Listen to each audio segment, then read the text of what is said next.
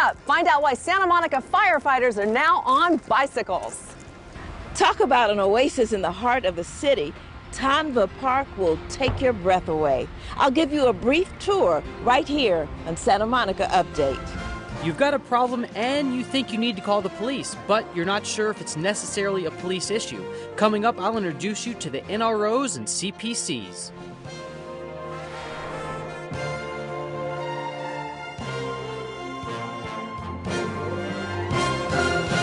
Santa Monica Update, your source for local news in Santa Monica. Santa Monica Update starts now.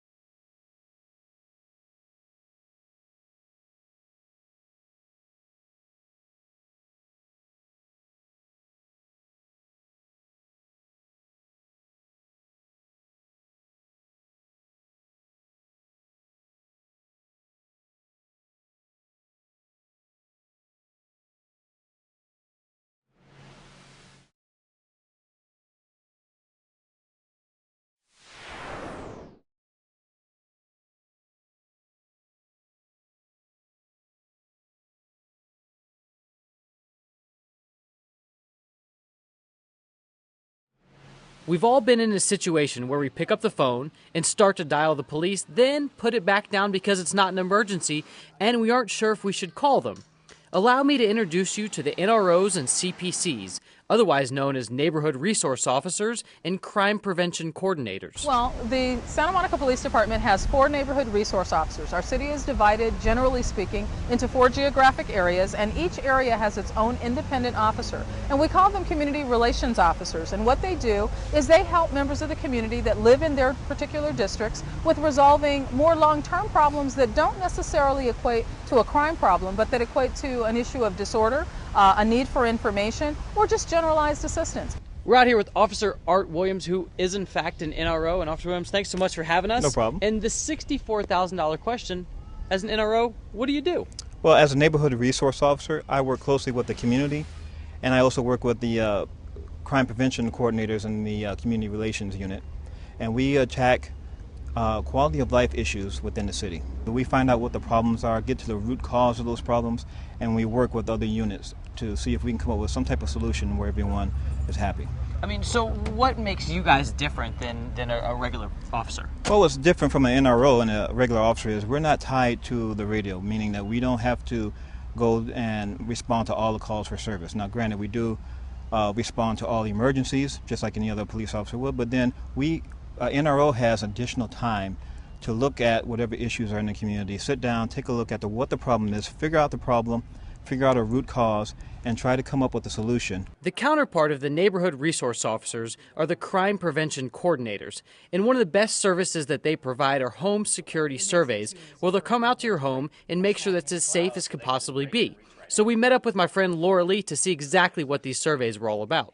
So Greg, this is a perfect situation. The foliage is beautiful, but it's cut back. It allows us to see in.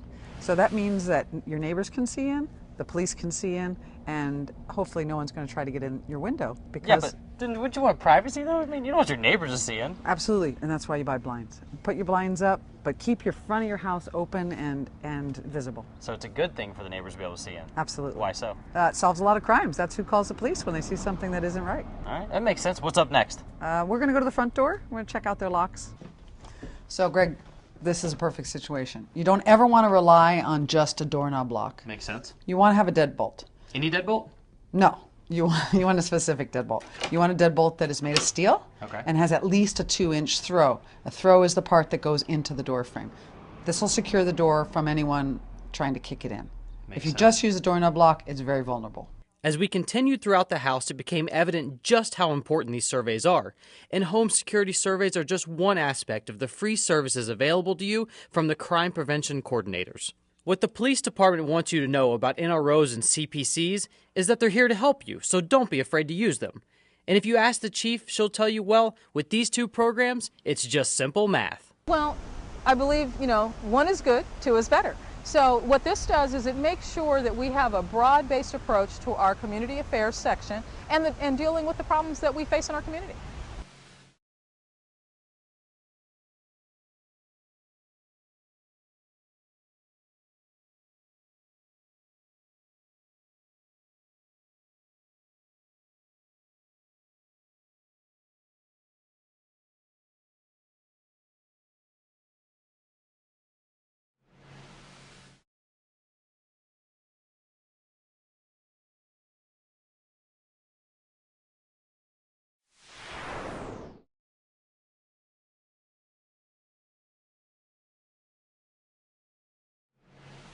During special events like a marathon or Twilight at the Pier, you can feel extra safe thanks to these new bicycles. Large crowds and congestion make emergency response difficult for first responders in big fire trucks. But a new grant is helping the Santa Monica Fire Department support its Bike Medic program, funding specially outfitted bicycles, uniforms, and saddlebags. Any summer weekend on a nice summer day, it's just packed on the pier and you can't get a fire truck down here. But a bicycle can get down in minutes. The medic bikes were provided to us by the Firemen's Insurance Fund. We were able to get 6 of them. So we have 3 teams of 2, 1 paramedic and 1 EMT. And these are specialized rock hopper comps, 29ers, meaning that they have the 29-inch wheels. Prior to that, we had no bike medics, we had no equipment, but it was an idea we had. Given the high crowds down at the pier on summer weekends or during the marathon, we thought it'd be a great way to access patients, and it's proved quite successful. Inside these saddlebags is anything from a defibrillator for kids to emergency pharmaceuticals, an extra 40 pounds of medical gear per bike that can get to you quickly no matter where you are. Most common, we get simple trip and falls. People trip over the planking and get injured, so that'd be more typical. But on a hot day, we'll get people that pass out. People get dehydrated. They have a syncopal episode. We get those quite a bit. And we have had cardiac arrest where, early defibrillation really makes a difference. So if someone were to have a cardiac arrest, bike medics can get to them, initiate care, defibrillate, start IVs, give cardiac meds, all before the fire truck and the ambulance can get there. Another common injury is a dislocated shoulder by surfers and boogie boarders, and ambulances have a hard time getting across the sand and down to the water's edge. In addition to the medic bikes, now firemen also have another great tool. So we have 2 Polaris 4-wheel drive med carts that are capable of driving on the sand. This is the Polaris Ranger. It's a 6x6, 800 EFI. We try to get 2 paramedics if we can. If we can't, we'll use a paramedic and an EMT. So we have a little bit of both. The grant for the medic bikes was awarded by DeWitt Stern and the Fireman's Fund Insurance Company. Whether it's by bike or by Polaris, nothing will stop the Santa Monica Fire Department from coming to your rescue. Reporting for Santa Monica Update, I'm Tamara Henry.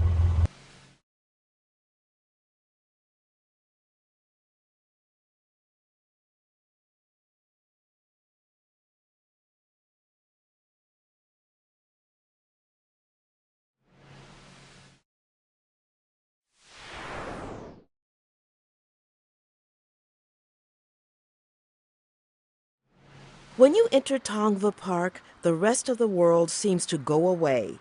That's how beautiful, peaceful, and community-oriented it is. I love it. It's perfect. It's really peaceful, and I can't get my son out of the water.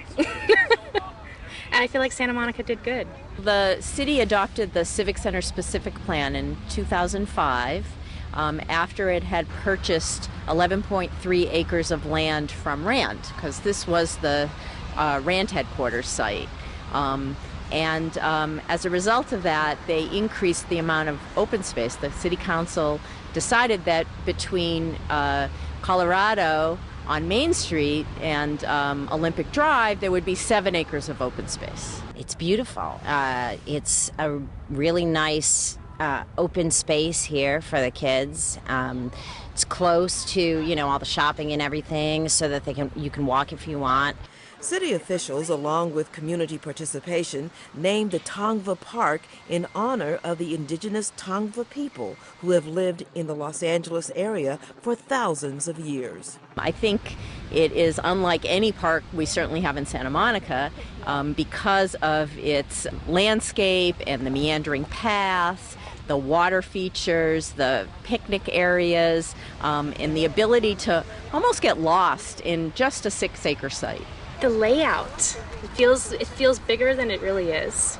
There's different little pockets of fun things and water features, and you don't know that there's busy streets all around you. It's really nice. It's kid-friendly, and there's something here for every age. One of the things that was universally expressed by the community is they wanted to get up to see views. They knew they were close to the ocean, but you couldn't see the ocean from the site. So getting up high was very important. And you can share a meal with friends in the picnic area, or simply stroll through the pathways, taking in the park's natural and man-made beauty. This is such a special park, you can make your own music. Gail Choice, Santa Monica Update.